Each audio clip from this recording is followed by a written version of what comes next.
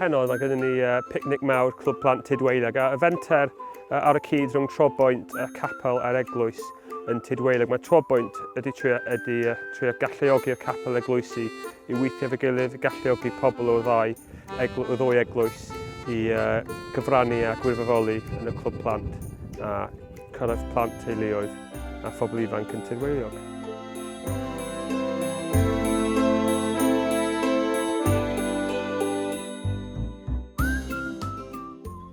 Fel mam, beth yw'r pethau mae dy blentyn di wedi mwynhau fwyaf am y Clwb Plant?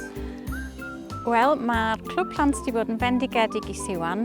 Da ni newydd symud i fewn i'r ardal, felly mae wedi bod yn gyfle iddi ddod i adnabod plant bach eraill. Mwy na hynny, mae'r neges Cristnogol yn cael ei drosglwyddo mewn ffordd sy'n hwyl i blant. A dyna beth dwi'n licio. Mae yna gemau, mae yna chwerthin, a mae'n gwneud yr holl beth yn ddew i blant.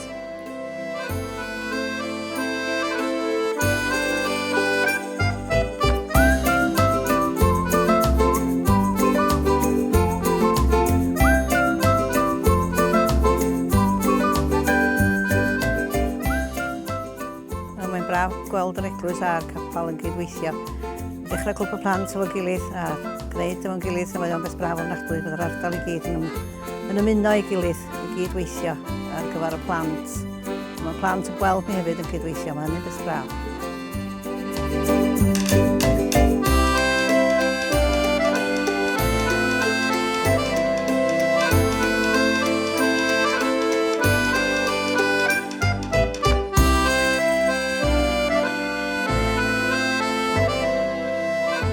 Wel, da ni wedi cael noson da yma heno.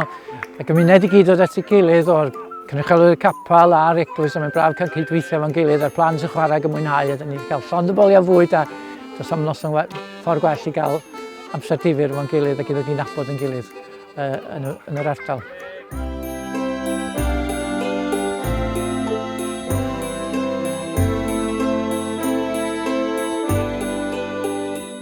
I'd just like to say how nice it is to see everybody here, church and chapel mixed together, all ages, lovely weather, having a lovely time, and I'm just very pleased that it is happening.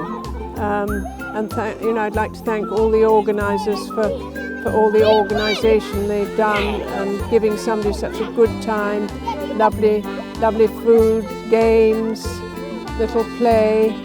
Little talk, story, wonderful, and thank you all for coming.